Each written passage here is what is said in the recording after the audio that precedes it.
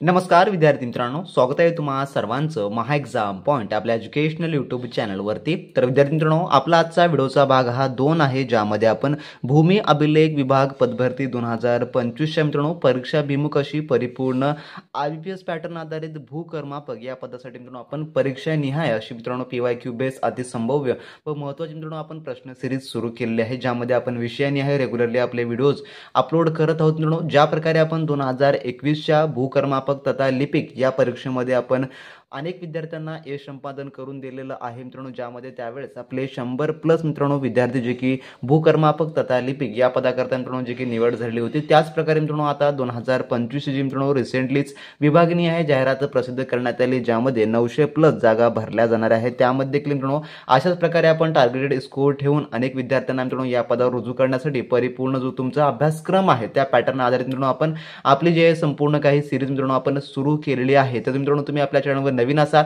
आणि अजूनही तुम्ही आपल्या चॅनलला सबस्क्राइब केलं नसेल मित्रांनो सबस्क्राइब करून घ्या, जेणेकरून तुम्हाला भूमी अभिलेखचे व त्यासोबतच मित्रांनो इतर पदांचे देखील सर्व काही वेळोवेळी अपडेट मिळत जातील। आणि आपला टेलिग्राम ग्रुप देखील जॉईन केला नसेल तर व्हिडिओच्या डिस्क्रिप्शन बॉक्समध्ये मित्रांनो टेलिग्राम ग्रुप देखील लिंक आहे, तिथून तुम्ही ते देखील जॉईन करून घ्या। तर मित्रांनो आपण आजच्या व्हिडिओमध्ये जे आहे जे की बुद्धिमत्ता व अंकगणित या दोन्ही विषयावर आधारित PYQ बेस सिरीजनुसार जे आपण काही अतिशय महत्त्वपूर्ण प्रश्न आपण यामध्ये मित्रांनो घेतलेले आहेत, ज्याचं आपण तुम्हाला स्पष्टीकरण व त्यासोबतच तुम्हाला तुमच्या परीक्षा दृष्टिकोनातून प्रश्नांची तयारी कशी करावी लागणार असेल हे देखील आपण यामध्ये तुम्हाला सांगितलेलं आहे। चला मित्रांनो सुरू करू आपला आजचा व्हिडिओचा भाग 2। तर यामधला मित्रांनो आपला प्रश्न क्रमांक 1 असा आहे, जो की प्रश्न पहिला।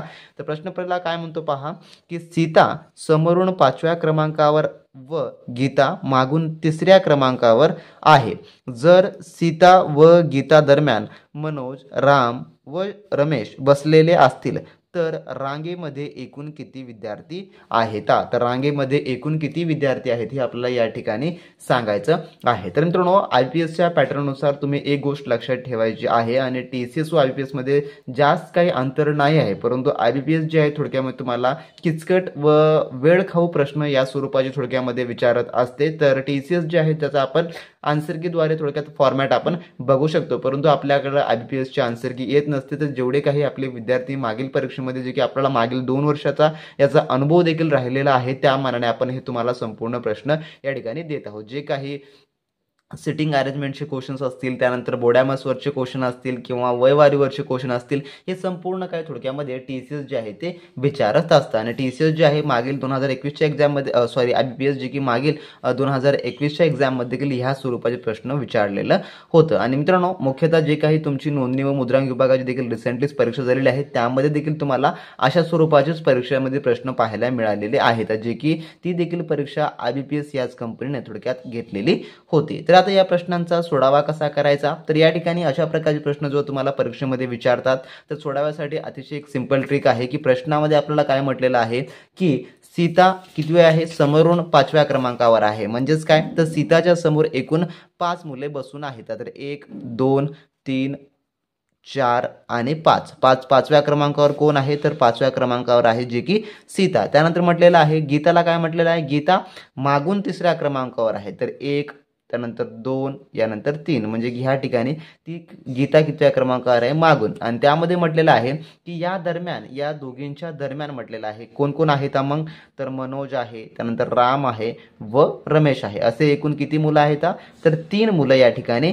दिलेले आहेत। आणि आपल्याला म्हटलं आहे की रांगून विद्यार्थी किती आहेत, या ठिकाणी एकूण विद्यार्थी किती आहेत, तर एकूण किती आहेत, तर मग आपल्याला या सर्वांची या ठिकाणी जे की बेरीज करून घ्यावी लागणारे आहेत। तर समोरचे 5 झाले, पुन्हा त्यानंतर मध्यस्थी 3 झाले, पुन्हा मागून या ठिकाणी 3 होणारे असतील। त्यामुळे 5 आणि 3 8, 8 आणि 3 या ठिकाणी किती, जे की 11 11 किती मध्ये दिसत आहे आपल्याला ऑप्शन नंबर ब मध्ये, जे की 11 एकूण त्या रांगेमध्ये विद्यार्थी आहेत। तर हा झाला सेटिंग अरेंजमेंटवर आधारित प्रश्न, जे की सेटिंग अरेंजमेंट जो की टॉपिक हा खूप महत्त्वपूर्ण आहे। सेटिंग अरेंजमेंटवरचे तुम्हाला बरेच प्रश्न जे की तुमच्या परीक्षेमध्ये विचारले जातात, आणि यावर प्रश्न जे आहे हमखास जे की विचारली जाणार म्हणजे जाणारच आहेत। तर अशा प्रकारे तुम्हाला त्यांचं उत्तरे काढायचे असतात। तर प्रश्न खूप सोपे असतात, फक्त आपल्याला गोंधळून जायचं नाही, कारण का अशा प्रकारचा आपल्याला एखादा लेंथी क्वेश्चन दिसला की त्यामध्ये आपल्याला उत्तर शोधणं हे खूप प्रमाणामध्ये अवघड जातं, परंतु अवघड जाण्यासारखं काही नाही। तुम्ही जर व्यवस्थित पद्धतीने त्याला समजून घेतला तर त्याचं उत्तर जे आहे अतिशय क्विक वीक पद्धतीमध्ये काढता येणार असेल. तर मित्रांनो भूमी अभिलेखसाठी आपण एक स्पेशल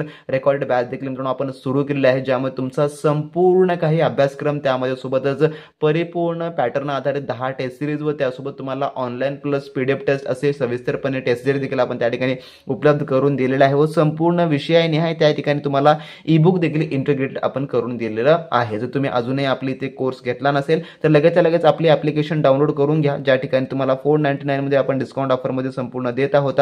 लिंक जी आहे ती डिस्क्रिप्शन बॉक्समध्ये देण्यात आलेली आहे मित्रांनो. डिस्क्रिप्शन बॉक्समधल्या लिंकवर क्लिक करून तुम्ही लगेच आपला कोर्स जॉईन करू शकता जर तुम्हाला या परीक्षेमध्ये यश मिळवायचं असेल तर. त्यानंतरचा आपला पुढील प्रश्न पाहू, आपला जो की प्रश्न क्रमांक 2 आहे. प्रश्न क्रमांक 2 काय म्हणतो पहा. 1 मे 2012 रोजी मंगळवार असल्यास त्या महिन्यात कोणता वार जो की 5 वेळा येतील, जे की कोणते वार या ठिकाणी जे आहे 5 वेळा जे की येणारा असेल. कोणता म्हटलेला आहे 1 मे 2012 रोजी. आता अशा प्रकारचा प्रश्न विचारलं की बरेच विद्यार्थी गोंधळून जातात की नेमकं या प्रश्नांचा 16वा जो आहे तो कशा प्रकारचा थोडक्यात करायचा असतो. तर या ठिकाणी जर तुम्हाला कॅलेंडर बेसिक प्रश्न विचारले असतील किंवा तुम्हाला विचारला असेल तर त्यावेळेस तुम्हाला 16वा करते वेळेस जे काही याची बेसिक्स नियम माहिती असणं इम्पॉर्टंट आहे. तर या ठिकाणी आपल्या प्रश्नात काय म्हटलेलं आहे की 1 मे 2012 रोजी मंगळवार असलास त्याच महिन्यात म्हणजे की 1 मे मध्ये जे थोडक्यामध्ये कोणता वार जे की 5 वेळा येतील. तर कोणता वार जो आहे तो 5 वेळा येणारा असेल. तर आता मे महिना सुरुवातीला तर मे महिना हा एकूण किती दिवसाचा असतो. मे महिना हा 31 दिवसांचा असतो, हे आपल्याला आता माहीतच आहे. तर आता कोणताही महिना कोणताही इन जनरली आपण घेऊ कोणताही महिना हा 28 दिवसांचा ग्राह्य धरला जातो. कारण का 28 दिवसांचा म्हणजेच कसं काय तर त्यामध्ये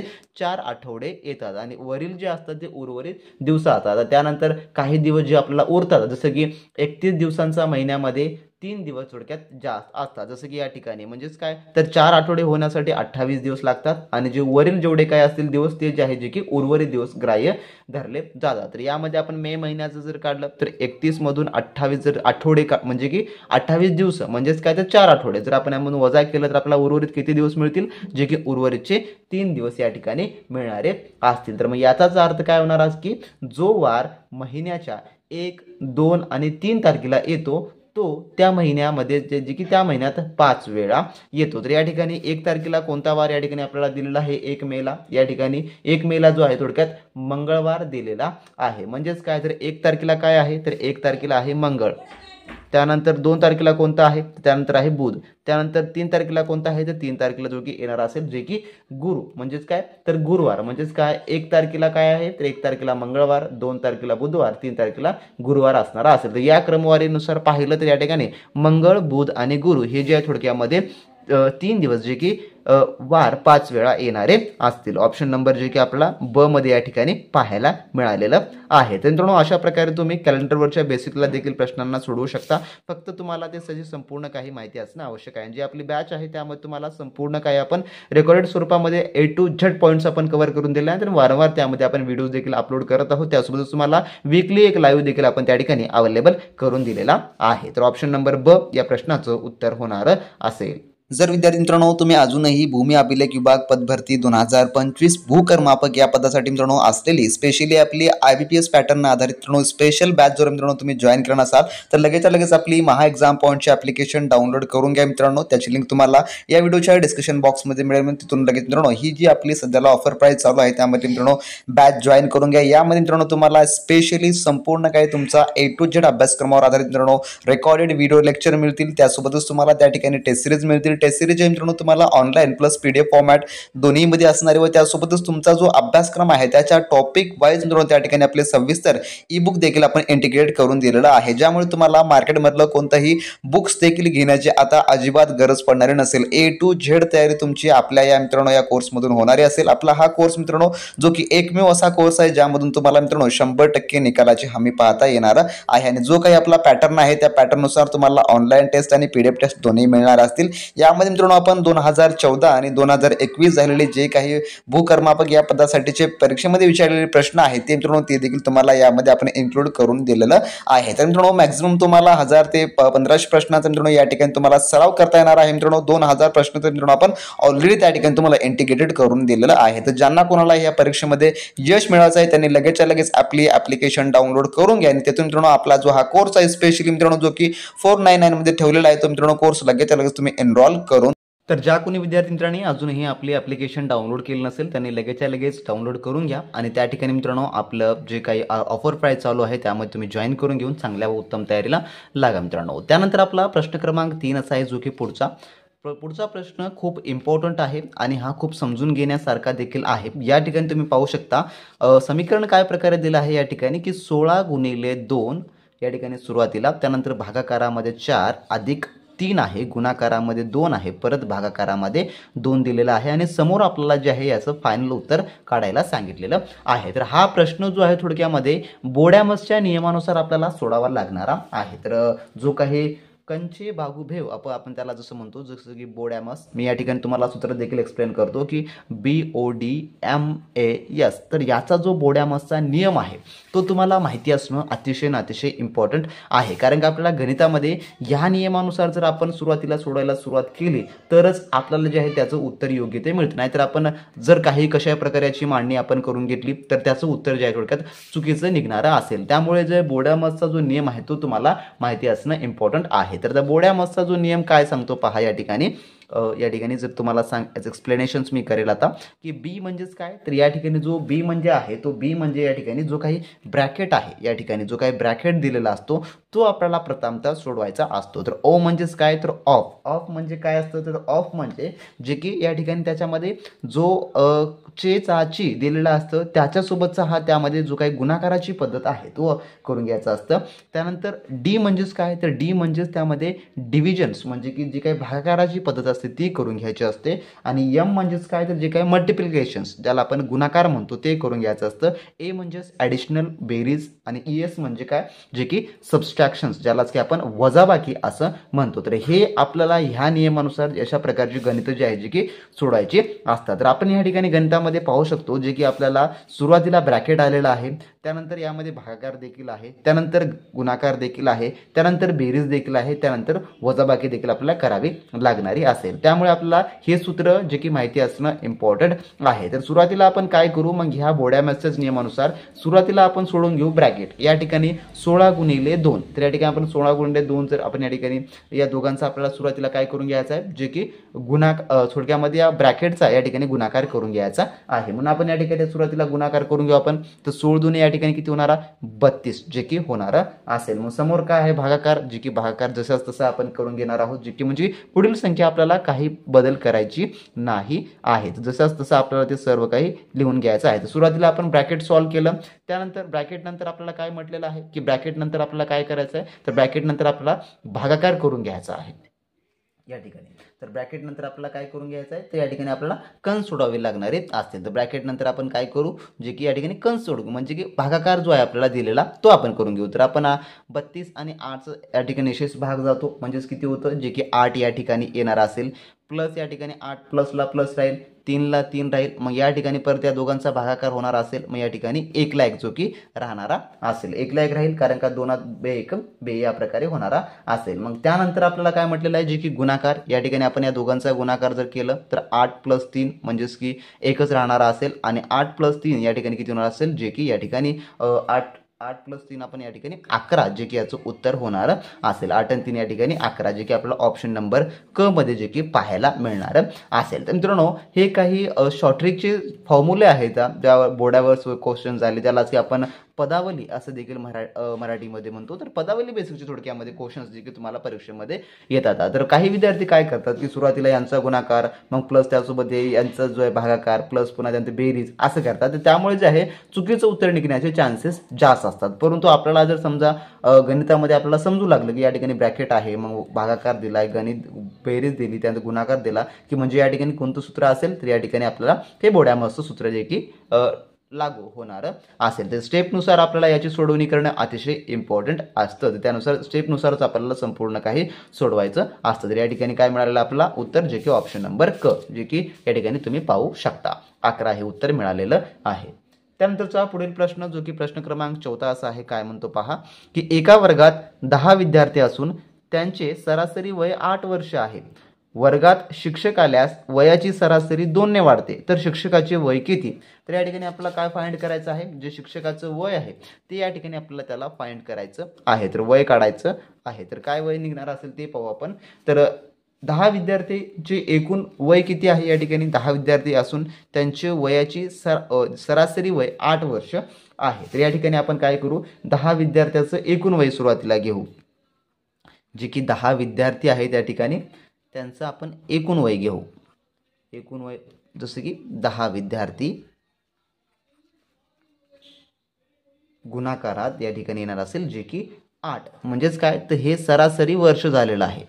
सरासरी वर्ष घेतलं तर किती होणार असेल 10 गुणिले 8 म्हणजेच काय जे की 80 वर्ष हे या ठिकाणी होणार असेल. म्हणजे की आपण एक घेतलेलं आहे. त्यानंतर वर्गात शिक्षक आल्यानंतर एकूण व्यक्तींची संख्या जे की किती होत आहे वर्गात शिक्षक आले म्हणजे सुरुवातीला 10 एक शिक्षक ॲड झाले म्हणजेच किती जे की 11 होणारे असेल. 11 म्हणजेच काय तर शिक्षकांची संख्या आहे ना म्हणजे शिक्षक त्यामध्ये एक ॲड झाले 10 + 1 म्हणजे किती होतात 11 होतात. आता या ठिकाणी या नियमानुसार आपण आता काय करू आता नवीन सरासरी वय काढू.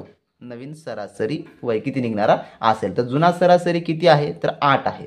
तर वाढलेली संख्या या ठिकाणी किती आहे तर 2 आहे. म्हणजेच काय 8 आणि 2 किती होणार असेल जे की 10 वर्ष होणार असेल. तर शिक्षक आणि विद्यार्थ्यांची मिळून एकूण वय जे की 11 एकूण व्यक्ती आहेत गुणाकारामध्ये 10 या ठिकाणी होणार असेल. शिक्षक आणि विद्यार्थ्यांचे मिळून एकूण वय किती होणार जे की काढलेलं आहे आपण 11 आहे त्या एकूण व्यक्ती त्या ठिकाणी शिक्षक ॲड झाले आणि त्यानंतर आपण जे काही नवीन सरासरी काढली जे की 10 वर्ष या ठिकाणी आहे तर दोघांचा आपल्या या ठिकाणी गुणाकार जर केलास किती होणार असेल जे की 110 वर्ष होणार असेल. तर शिक्षकाचं वय काढण्यासाठी आपल्याला जे आहे थोडक्यात नवीन जे काही एकूण वयातून विद्यार्थ्यांची एकूण वय वजा करावी लागणारी असेल. कशा प्रकारे जे की आपण या ठिकाणी मांडलेलं आहे. तर नवीन एकूण वयातून जे काही नवीन आपलं वय किती निघालेलं आहे या ठिकाणी 110 वर्ष निघालेलं आहे आणि या वयातून काय वजा करायचं आपल्याला एकूण वय वजा करावे लागणार असेल. कोणाचे विद्यार्थ्याचं तर विद्यार्थ्याचं एकूण वय किती आहे थोडक्यामध्ये जे की या ठिकाणी 80 म्हणून 110 मधून जर आपण 80 वजा केलं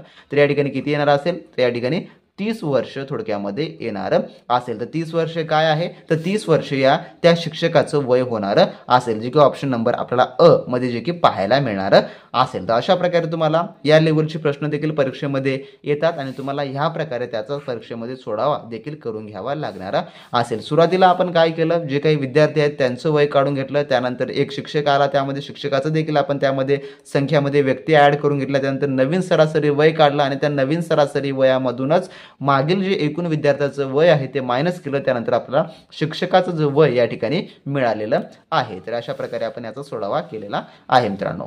त्यानंतर प्रश्न आपला 5वा पुढील जो की काय म्हणतो पहा एका वस्तूची खरेदी किंमत विक्री किंमतीच्या 80% आहे तर शेकडा नफा. तर या ठिकाणी आपल्याला काय शोधायचं आहे शेकडा नफा या ठिकाणी आपल्याला काढायचा आहे. शेकडा नफा बरोबर किती. तर प्रश्नांचा सोडवा आपण या प्रकारे करू की समजा वस्तूची विक्री किंमत आपण 100 रुपये धरू.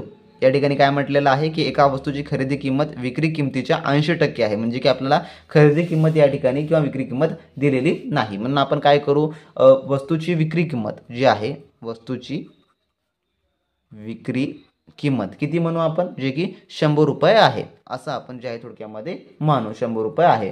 तर आपल्याला या प्रश्नानुसार खरेदी किंमत विक्री किंमतीच्या 80% आहे. आता आपण 80% या ठिकाणी घेऊ जे की याचे आहेत म्हणून जे आहे खरेदी किंमत किती आहे या ठिकाणी खरेदी किंमत बरोबर काय होणार असेल खरेदी किंमत बरोबर 100च्या 80% होणारी असेल म्हणजेच किती तर जे की 80 रुपये ही जी आहे काय झाली जे की खरेदी किंमत होणारी असेल. म्हणून आपल्याला काय काढायचं आहे या ठिकाणी नफा काढून घेऊ त्यानंतर आपल्याला शेकडा नफा काढायचा आहे. म्हणून आपण नफ्याचं सूत्र आपण काढून घेऊ. सुरुवातीला नफा काढून घेऊ.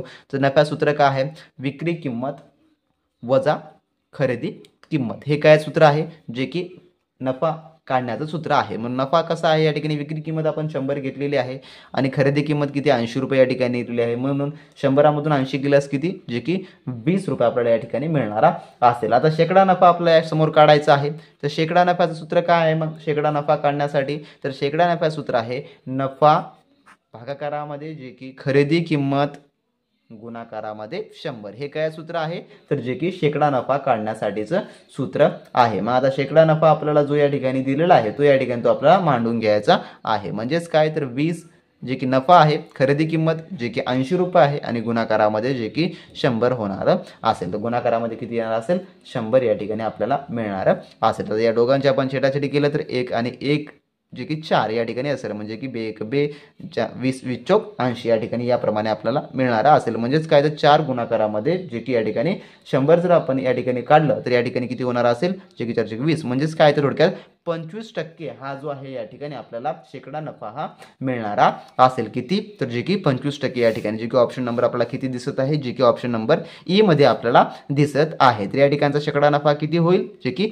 25% हा येणारा असेल. तर अशा प्रकारचे देखील तुम्हाला परीक्षेमध्ये प्रश्न असतात, जे की सोडवण्यासाठी तुम्हाला त्याचं योग्य ते प्रमाणामध्ये तुम्हाला सोडवा करावा लागणारा असेल मित्रांनो. त्यानंतर आपला पुढील प्रश्न असा आहे, जो की प्रश्न क्रमांक 6.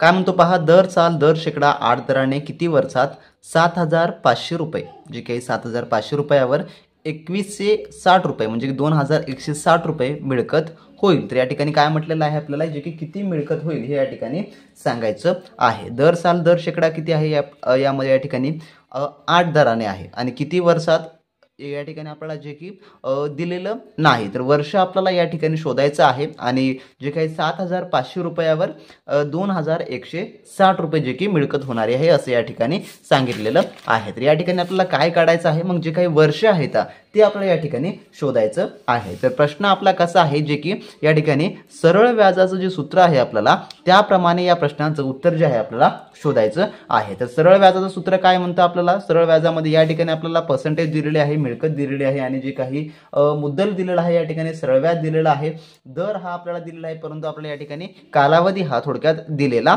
नाही. तर प्रथमतः आपल्याला काय काढावे लागणार असेल, तर ह्या संपूर्णमधून आपल्याला कालावधी हा शोधावा लागणार असेल, जे की या उत्तरामध्ये आपल्याला दडलेला आहे. तर मुद्दल या ठिकाणी किती दिलेला आहे, तर मुद्दल आपण लिहून घेऊ. मुद्दल दिलेला आहे 7,000 या ठिकाणी 500, 7,500 रुपये. जो इंटरेस्ट रेट आहे तो किती प्रमाण आहे, तर 8 प्रमाण आहे आणि जो सरळ व्याज निघालेला आहे तो किती आहे, 2,160 रुपये आहे सरळ व्याज आणि जो की कालावधी आपला या ठिकाणी शोधायचा आहे, जे की किती वर्षामध्ये. तर आपण या संपूर्ण किमती आता सूत्रामध्ये टाकू. जे सरळ व्याजाचं सूत्र आहे, जे की सरळ व्याज सूत्र तुम्हाला माहितच असेल. सरळ व्याज सूत्र काय आहे या ठिकाणी, मुद्दल गुणिले जे काही रेट आहे दर गुणिले कालावधी आणि डिवाइड मध्ये 100. हे काय सूत्र आहे, जे की सरळ व्याजा सूत्र आहे, ज्याला आपण P × R × N असं म्हणतो आणि डिवाइड मध्ये 100 आपण देतो. जर आपल्या बॅच जॉईन केला असाल तर बॅच मध्ये तुम्हाला हा चॅप्टर आपला सविस्तर मिळणारा असेल. तर या ठिकाणी आपल्याला या नियमानुसार त्याची मांडणी करून घ्यायची आहे. सरळ व्याज किती दिलेलं आहे, 2,160 दिलेलं आहे. मुद्दल किती आहे, तर 7,500. गुणाकारामध्ये इंटरेस्ट रेट किती आहे, 8 प्रमाण आहे आणि N म्हणजेच की T आपल्याला हा शोधायचा आहे. T किंवा N आपण मुदतीला दर्शवू शकतो, काही हरकत नाही. पुन्हा डिवाइड मध्ये 100ला 100 या ठिकाणी होणारा असेल. डिवाइड मध्ये काय येणार असेल, 100ला 100. आता आपल्याला N हे काढायचं असल्यामुळे N ला आपल्याला बाहेर घ्यावं लागेल आणि सरळ व्याज जो आहे त्याला मध्ये घ्यावं लागणार असेल, म्हणून N बरोबर बाहेर जाणार असेल. मग या ठिकाणी आपल्याला तिरपा गुणाकार हा या ठिकाणी होणारा असेल. म्हणजेच काय, 2,160 गुणाकारामध्ये की 100ला 100 आणि 7,500 म्हणजे की 7,500 गुणाकारामध्ये या ठिकाणी 8. या प्रकारे याचं एक समीकरण तयार होणार असेल. तर समीकरण या प्रकारे तयार होणार असेल. तर या ठिकाणी 0ला 0 आपण हे कट करून घेऊ. या ठिकाणी फक्त 1 राहिलं म्हणजे याचा गुणाकार समान राहणार असेल. मग आपल्याला 75 गुणिले या ठिकाणी 8 हे जे की करून घ्यावं लागणार असेल. तर 75% गुणाकार 8 जर केलं तर याची डिवायडेशन जे की 7 आणि 3.5 आणि 5 14 आणि या ठिकाणी तर याचं एक गुणाकारामध्ये 3 येणार असेल आणि ज्या ठिकाणी भागाकार दिला त्याला 6 होणार असेल. म्हणजेच काय, तर या ठिकाणी जे लागणारा कालावधी आहे तो N बरोबर जे की 3 वर्ष 6 महिने हा लागणारा असेल. तर N म्हणजेच किती निघालेला आहे, 3 वर्ष 6 महिने हा कालावधी या ठिकाणी लागणारा असेल. तर याचा ऑप्शन नंबर आपल्याला काय दिसत आहे, जे की ऑप्शन नंबर ब मध्ये हे आपला उत्तर मिळालेलं आहे. 3 वर्ष 6 महिने हा याचा कालावधी जो की हा लागणारा असेल. त्यानंतर पाहू आपला पुढील प्रश्न, जो की प्रश्न क्रमांक आपला 7वा असा आहे. पुढचा काय म्हणतो पहा. 7वा प्रश्न म्हणतो की 300 मीटर लांबीची रेल्वे 72 किलोमीटर प्रति तास वेगाने एका खांबाला किती वेळा जे की ओलांडते. तर किती वेळामध्ये या ठिकाणी ओलांडते आपल्याला काय काढायचं आहे या ठिकाणी. मग या ठिकाणी आपला काढायचा जो आहे थोडक्यात वेळ हा काढायचा आहे. तर या ठिकाणी अंतर किती दिलेलं आहे आपल्याला, अंतर किती आहे तर 300 मीटर या ठिकाणी दिलेलं आहे. त्यानंतर वेग किती आहे आपल्याला दिलेला, तर वेग हा थोडक्यामध्ये 72 किलोमीटर आवर अशामध्ये वेग दिलेला आहे. तर आपल्याला या ठिकाणी काय काढायचं म्हटलेलं आहे, तर या ठिकाणी आपल्याला किती वेळामध्ये म्हणजेच काय, तर या ठिकाणी आपल्याला जो की सेकंद हे काढायचं आहे. तर या ठिकाणी आपल्याला प्रथमतः एक इम्पॉर्टंट आहे मॅटर की याचे आपल्याला एकक जे की समान करून घेणं अतिशय इम्पॉर्टंट आहे. तर या ठिकाणी आपल्याला किलोमीटरचं काय यामध्ये करायचं आहे, जे की मीटर सेकंदमध्ये करायचं आहे. तर किलोमीटरचं आपल्याला मीटर सेकंदमध्ये करण्यासाठी काय करावं लागेल, तर 72 गुणिले जे की 5 या ठिकाणी 18 यासोबत याचा गुणावं लागणारा असेल, जे की गुणाकार हा आपल्याला या ठिकाणी करावा लागणारा असेल. जेव्हा आपण याचा गुणाकार करतो त्यावेळेस आपल्याला याचं मीटर सेकंडमध्ये जे की कन्वर्ट होणार असेल तर 18 जो या ठिकाणी जे की 72 5 गुणिले 20 म्हणजे की 5 20, तर 5 म्हणजे 20 झाले म्हणजे की 20 मीटर सेकंद या ठिकाणी आपल्याला कन्वर्ट केल्यानंतर मिळालेलं आहे. कारण का आपल्याला एकके जोपर्यंत समान होत नाहीत तोपर्यंत आपल्याला जे थोडक्यामध्ये याचं उत्तर जे आहे जे की काढता येत नाही. तर आपल्याला किलोमीटरचं काय यामध्ये मीटर सेकंदमध्ये करायचं होतं म्हणून त्याला आपण 5/18 त्याला गुणलेलं आहे. समजा आपल्याला मीटर सेकंदचं किलोमीटरमध्ये करायचं दिलं असेल त्या ठिकाणी आपल्याला 18/5 जे आहे थोडक्यात गुणावं लागतं. हे तुम्ही लक्षात ठेवून घ्या. तर आता आपण याचं जे आहे एकके समान करून घेतली. मग आपण या ठिकाणी जे काही वेळाचं सूत्र आहे ते आपण लिहून घेऊ. त्या सूत्राप्रमाणे आपण याला जे आहे ते काढणार आहोत. तर वेळाचं सूत्र काय आहे तर अंतर छेद जे की वेग, हे जे आहे थोडक्यामध्ये वेळाचं सूत्र आहे. तर या सूत्रानुसार तुम्हाला आता संपूर्ण किमती ठेवून घ्यायच्या आहे. तर अंतर किती दिलेलं आहे आपल्याला 300 मीटर आणि जो आपला वेग किती निघालेला आहे तर या ठिकाणी 20. तर या दोघांनी आता आपल्याला दोघांचं या ठिकाणी जो काही यांचा भागाकार थोडक्यात करून घ्यायचं आहे. तर 20 या 20 15 म्हणजेच काय या ठिकाणी 15 सेकंद या ठिकाणी जो की त्या ठिकाणी वेळ हा लागणारा असेल, जे की ऑप्शन नंबर आपल्याला ई मध्ये पाहायला मिळाला आहे. तर 15 सेकंदामध्ये जी किती ओलांडणारी असेल तर 30 मीटर लांबीची रेल्वे 72 किलोमीटर प्रति तास वेगाने एका खांबाला जी आहे ती 15 सेकंदामध्ये ओलांडते. याप्रमाणे याचं उत्तर जे आहे ते निघणार असेल. तर मित्रांनो असे हे आपल्या आजच्या व्हिडिओच्या भागामधले काही आपण टॉप 7 क्वेश्चन्स पाहिले आहेत. तर या प्रकारचे आपण रेग्युलरली आता भूकर्मापक या पदासाठी आपण संपूर्ण काही सिरीज घेणार आहोत. आणि ज्या कोणी विद्यार्थ्यांनी अजूनही आपली बॅच जॉईन केली नसेल तर त्यांनी लगेच आपली ॲप्लिकेशन डाउनलोड करून बॅच जॉईन करून घ्या. त्या ठिकाणी तुम्हाला रेग्युलरली व्हिडिओज व त्यासोबत तुम्हाला test series already ebook integrated आहे. त्यामुळे तुम्हाला ऑलरेडी टेस्ट सिरीज इंटिग्रेटेड आहेत. त्यामुळे तुम्हाला तुमचा सराव हा योग्य त्या पद्धतीने करता येणारा असेल मित्रांनो. तर अशा प्रकारे होता आजचा आपला हा पेपर जो की भूकर्मापकचा. तर पुढील व्हिडिओचे अपडेट हवे असतील सबस्क्राईब करून घ्या आणि कमेंटमध्ये काही शंका असल्यास कमेंट करून सांगा मित्रांनो. तोपर्यंत बी प्रॅक्टिस क्रॅक एक्झाम.